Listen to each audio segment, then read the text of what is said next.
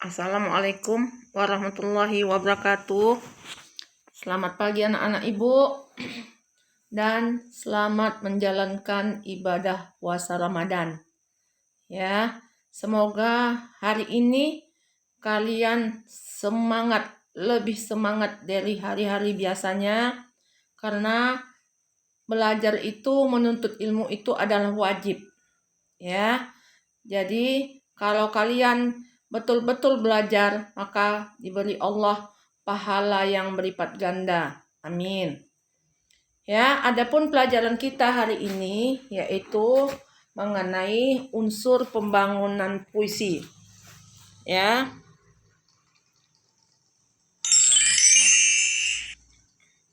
Adapun unsur-unsur yang bangun puisi itu yaitu tema. Tema atau sense adalah pokok persoalan yang dikemukakan oleh pengarang melalui puisinya. 2. Amanat. Amanat itu adalah tujuan yang mendorong penyair menciptakan puisi. Ya, amanat ini bisa berupa pesan. Apa yang mau disampaikannya kepada si pembaca sehingga puisi itu bisa merubah seseorang. Itulah dia tujuannya, ya. Nada. Nada adalah sikap penyair terhadap pembaca yang tercermin dalam puisi tersebut. Umpamanya, kalau kita membaca puisi tanpa nada, maka puisi itu tidak akan indah, ya. Sementara puisi itu adalah karya sastra, ya, yang begitu indah, yang isinya adalah pengalaman seseorang atau dari dalam hati seseorang, ya. Nah, jadi tanpa nada puisi itu tidak akan ada artinya. Kemudian diksi adalah pemilihan kata yang dilakukan oleh penyair dalam puisinya, ya. Dalam unsur-unsur puisi ini adalah salah satunya diksi. Kata-kata di puisi itu buatlah seindah mungkin. Jangan kaku dan jangan baku, ya. Karena puisi tidak ada ketentuannya, ya. Boleh kalian di situ menggunakan gaya bahasa, ya. Boleh kalian berimaji dengan mengenai keadaan kalian saat kalian menulis puisi. Misalnya pada hari kalian menulis, misalnya kalian dalam keadaan galau karena putus cinta misalnya, maka ambillah pulpen dan secari kertas, tulis apa yang ada di hati kalian saat itu, ya. Nah, begitulah cara belajar untuk menulis puisi. Biasanya menulis puisi ini tidak bisa di waktu-waktu yang sibuk atau di tempat orang ramai. Kalian ambil di tempat yang sunyi, yang sudut. Kalau bisa kalian merenung entah di taman, begitu, maka dapatlah imaji kalian mengenai kata-kata puisi itu. Jadi puisi tersebut akan mengeluarkan kata-kata yang indah dan penuh makna, ya. Tipografi adalah bentuk puisi, seperti halaman yang tidak dipenuhi kata-kata tepi, kanan kiri, pengaturan barisnya. Jadi puisi ini tidak ada ketentuannya. Mau kalian buat di tengah, mau kalian buat di pinggir, mau kalian selang-seling berbentuk zigzag, vertikal, terserah. Bagaimana nyamannya sama kalian. Bagaimana supaya orang tidak bosan membaca puisi kalian. Ya, jadi tidak ada ketentuannya. Kemudian rima atau persanjakan adalah persamaan bunyi dalam puisi. Rima pada puisi pada umumnya berupa rima bebas yang diatur sedemikian rupa.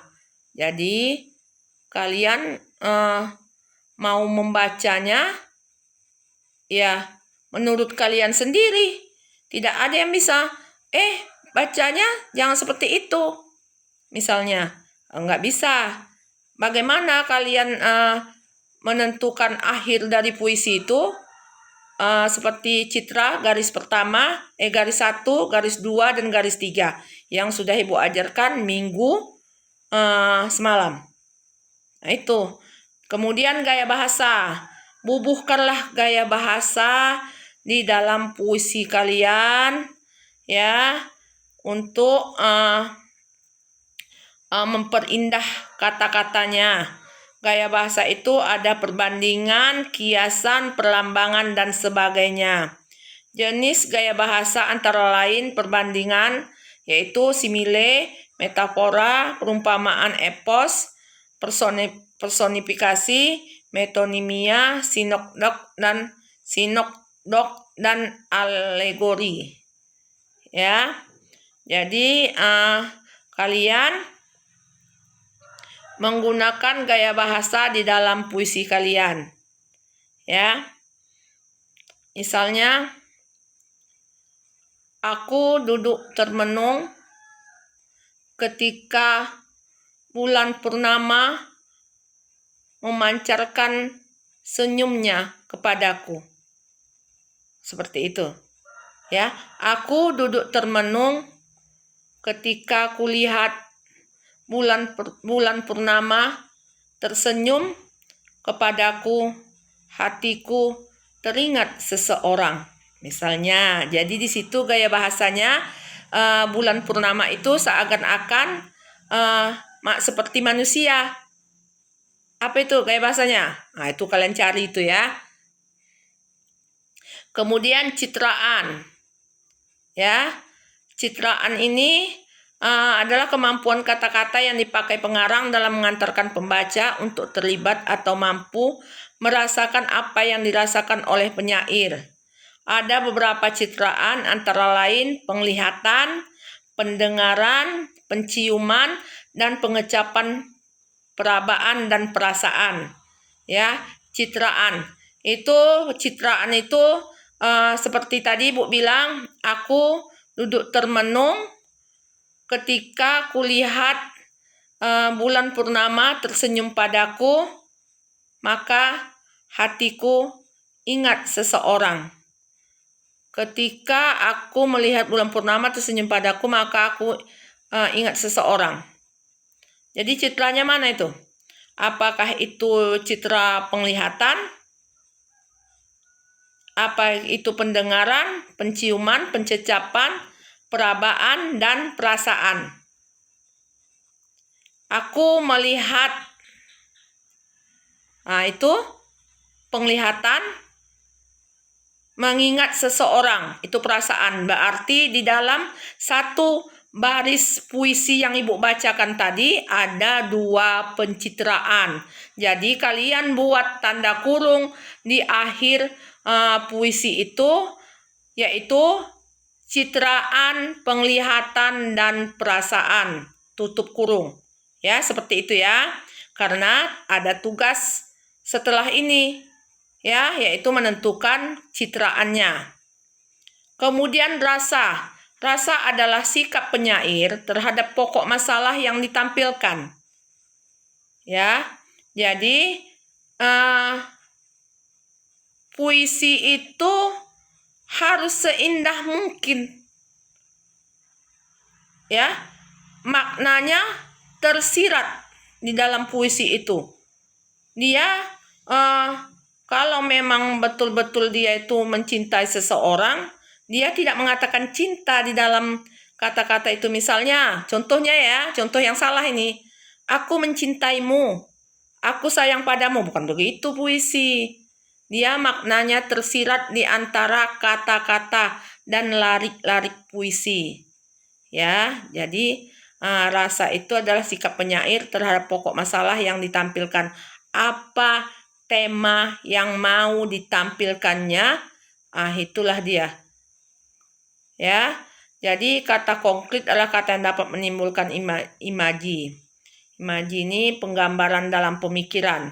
Jadi ada 10 unsur untuk membangun suatu puisi itu.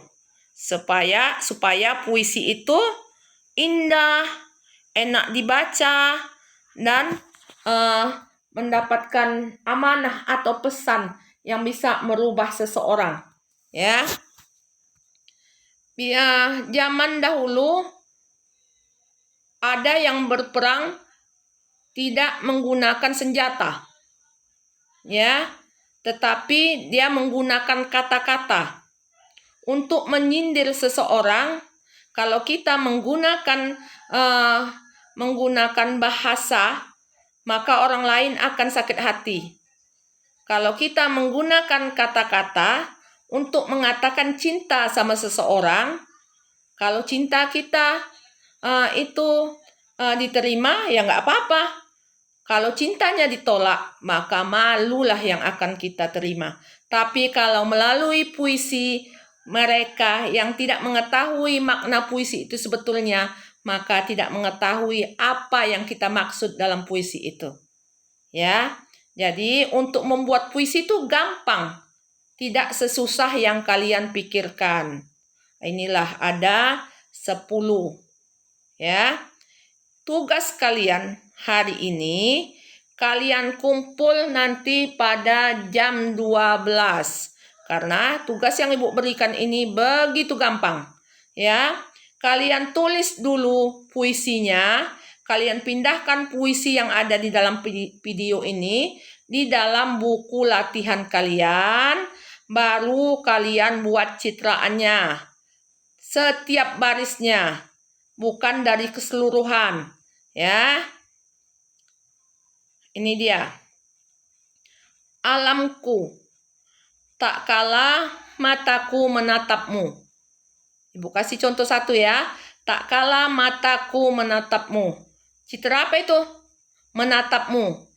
Citra penglihatan. Jadi kalian buat tanda kurung di akhir dari menatapmu.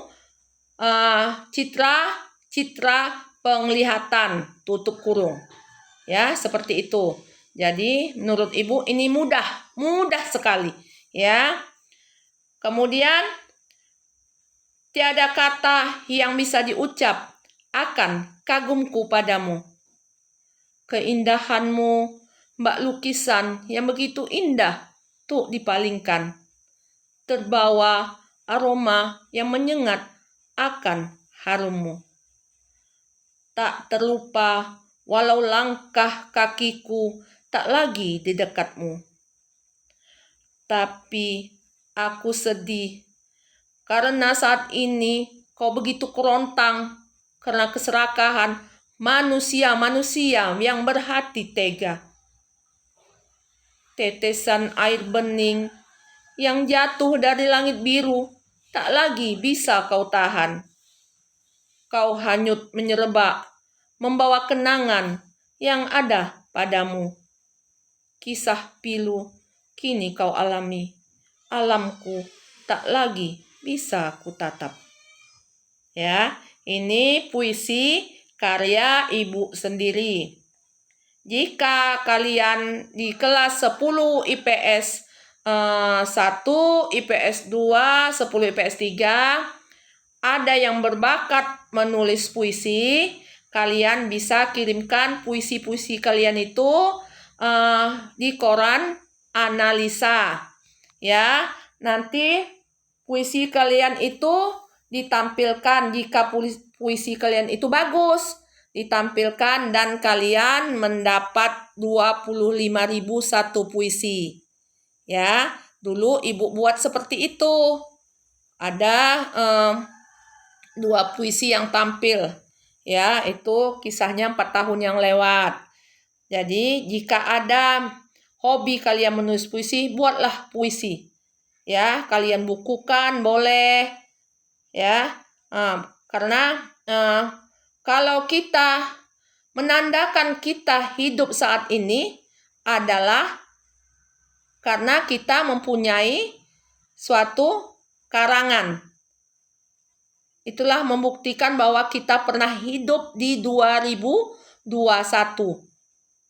Ciptaan kita itu bisa berupa puisi, bisa berupa cerpen, bisa berupa novel.